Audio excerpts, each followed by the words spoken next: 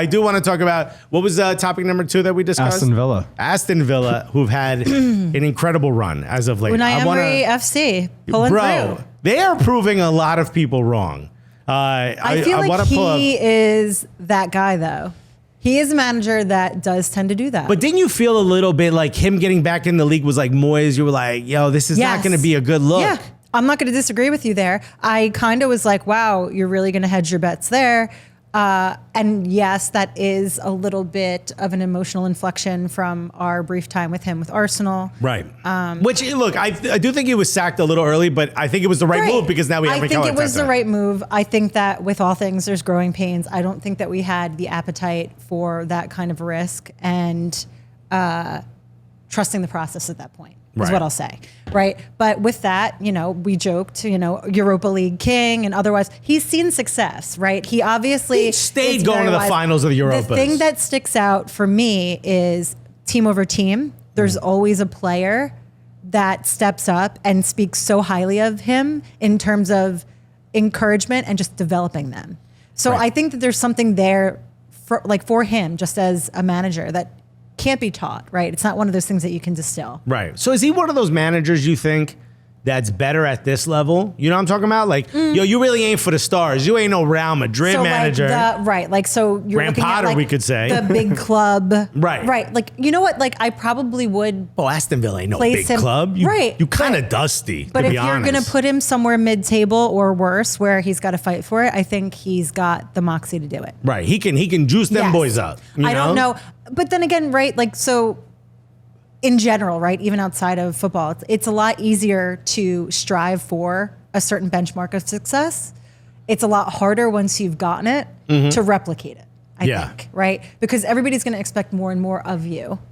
And so with that, like, I think that some managers get hemmed up in themselves. I think for him, he's very good at getting, the struggling up above board. He did an okay job with Arsenal. And it's just, I don't think it wasn't for him. I don't think that he's the guy to take a typically top 4 club and keep them up there, if not win the league. I think he's very mid-table, maybe lower half of the table, where he can get them to thrive. Like how well he did with Sevilla. I was going to say, PSG, that was a disaster. Like when he was the manager there. I just, maybe it's a mental thing. I don't know. Maybe it's the things he says. Can you draw a heart and a brain holding hands? It also could be a matter of those very specific front offices with supporting him, right? Like, right. I feel like they're less inclined to give you their undying support. Even if they pursue you aggressively, it's like, oh yeah, I got you. Yeah, I get it. Maybe the big time just isn't right for him. He's someone who likes to inspire. Because Ollie Watkins, his career is absolutely insane. First of all, can you guess how old Ollie Watkins is? I was completely shocked. So you're probably going to be wrong. I feel like I get ages so screwed up for certain players because I age some people so much. I thought this guy was 24. You're 45, right? And they're like, Christine, he's 22. And I'm like, oh, whoops. And you're like, can I see an ID? And the guy's like, I'm in a wheelchair. Is he 28? Close, 27. I thought he was 22 years old. Yeah, I thought he was a kid too. But that's only because his career in the Premier League hasn't been that long. He was at Brentford from 2017 to 2020, which is, Brentford takes a chance. I didn't know this about Brentford. They don't have an academy. Did you know really? that? No, I didn't know that. They got rid of their academy because they said we're spending too much money developing players, so we're going to have a B team. It's very interesting. Right? But it's Moneyball, the way they did it. Of so course. They said we're going to go and get players that we know have a high XG, but no, or at least for strikers. XG for the data nerds. Right? Honestly, XG meant nothing for years to most people, and they're like, great. Now it's all anyone cares about. Right. Because they saw the movie Moneyball once. Yeah, I feel like either way, like, you can fall in either camp and still manage to scout someone properly that you think has talent. But that also points to the fact that, like, most footballers peak at 28. Right. So it would make sense that he's seeing this kind of success around now-ish. But here's the thing. Developed properly. Brentford got rid of the eye test. They said, stop it with the eye. Oh, they passed the eye test. None of that. We need to see data. Right? I was talking to the guy who scouted Gideon Zelalem. I don't know if you remember him as an Arsenal player. Didn't work out. Ended up at NYCFC. Now I believe he's...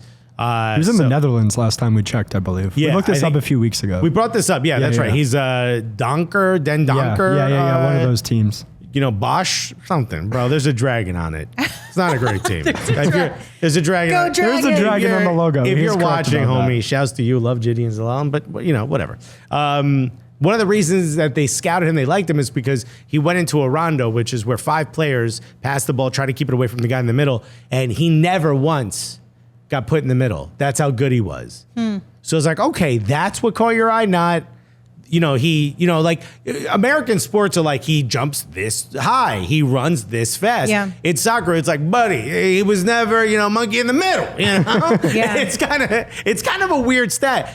Brentford's enough of that. Yes, but counter. So with rondos, what you're going to see more specifically is how good their close control is, how well they know to move, create space, and there's a lot in rondos that you wouldn't think is there, and you can also see their vision. But is that enough to put a player in the Arsenal Academy? So? Probably not. I think I'd probably be a bit tougher as a scout. You'd be a great scout, by the way. I'm probably ruthless scout, and I'd probably also miss out on a lot of really good talent that's promising because I'd always be looking for the sure thing. I'm a little risk averse. But yeah, I think it's interesting to take that specific. Right, your boss would be like, Christine, you've not presented us with any players. And you're like, no one's fucking perfect. Okay? And when He's very okay. He's mid, bro. Nick Red said, Dendonker, Bosch, or a dragon? Who beats 10,000 lions? I love the chat. You'll never let me forget the one time I did this show high on meds, okay? I think that's really what they show up for. They're like, we want to see Alexis at his worst. Yeah, they love it when I'm completely flying on empty. This guy went from Exeter City to Brentford. Exeter City at the time was a non-league club. So, he's had some, Ollie Watkins has had some time to marinate. So an actual farm team. Legitimately. Yeah, Exeter City, I can't imagine it's actually a city. By the way, I think there's 2 dragons on this thing, so that cannot be good. They might be the 10,000 lions then, the 2 dragons. Yeah, can an Exeter City? They're in League One now. But they're not, obviously not, these aren't the greatest clubs. So Brentford goes out and finds these high value. But there's a question of, can they do it? And I think to some degree, you could say that Ollie Watkins has had moments of brilliance. And there's been moments where you're like, wow, this could be that player. But it hasn't been sustained. Very similar to Callum Wilson, where you're like, yes, a really good striker, but I haven't seen any consistency. He might be proving right now that he might be that guy.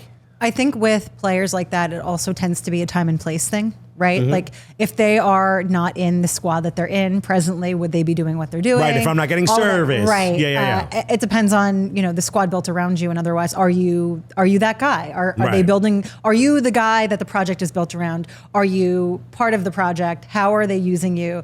And some results are going to be obviously optimal when you find that kind of special formula for what you're hoping to. But yeah, I mean, it's nice to see a player that has the potential finally hit Even though it's at his peak, but he might still have one good contract in him.